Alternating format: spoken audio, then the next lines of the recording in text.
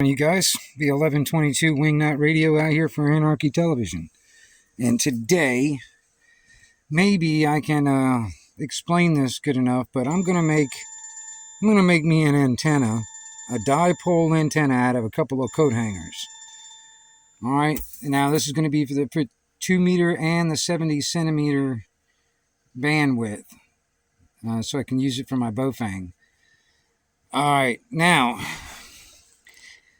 the dipole is going to look kind of like this. It's going to have a U-shaped type antenna bent out of one of these coat hangers, and one end is going to be longer than the other. One end is going to be, what is that?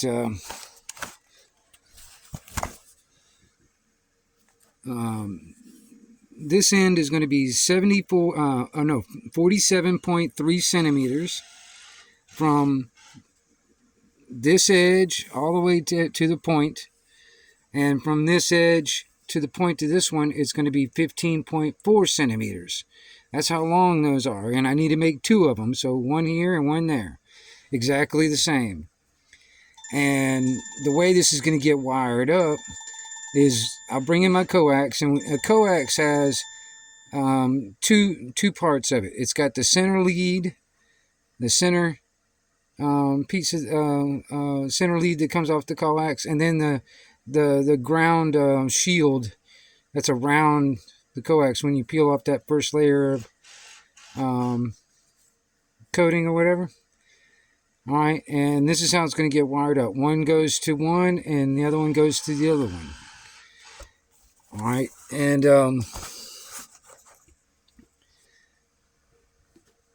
now this is a it's a half wave dipole. So if I was making something 2 meters that was going to be working for the 2 meter bandwidth, all right, that's basically a 2 meter antenna, and half of that would be a 1 meter antenna. All right, and so 1 meter on one side and 1 meter on the other side, that all together makes 2 meters. A half wave dipole. Because a full wave would be full 2 meters, and that would be just one long wire, basically. But now, since I'm doing it for both the 2 meter and 70 centimeter, I've got to have these two at different lengths, because different lengths for different bandwidths. And this is basically the formula for the dipoles.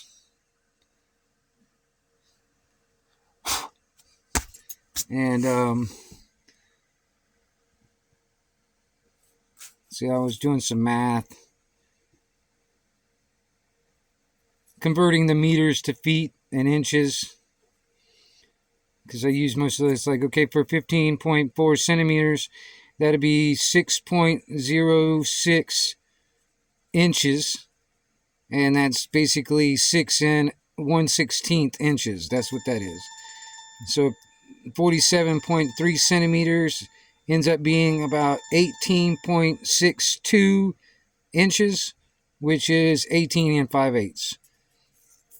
That'll break it down to what those two lengths need to be. So,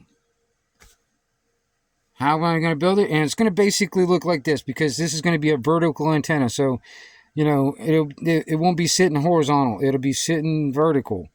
So one end going up and the other end going down. So what I'm going to do, just because this is how I would do things anyway, is the shield side, the grounding side, I'm going to put that pointing down to the ground, and the other one pointing the center core lead one that I've got connected will point straight up.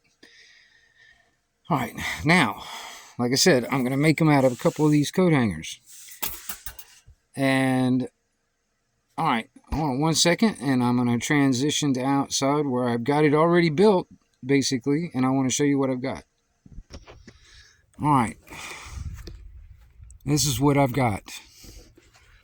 All right, you got the short end and the long end, and I'm just connecting it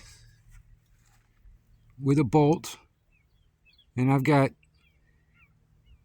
the ends connected, so this is the ground side, and I've got, this heat shrink tape on it down to this, and this is the center lead going up to that, and I'm just bolting it on there like that, and I've got the coax run into this piece of PVC, and I've just got it coming out, PVC right here, and I've got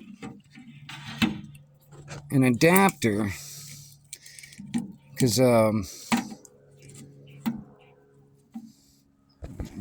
do this better if I had my damn thing. But anyway, I've got an adapter with SMA end on it, female end, to adapter to, so I can go to regular PL259 type coax connectors.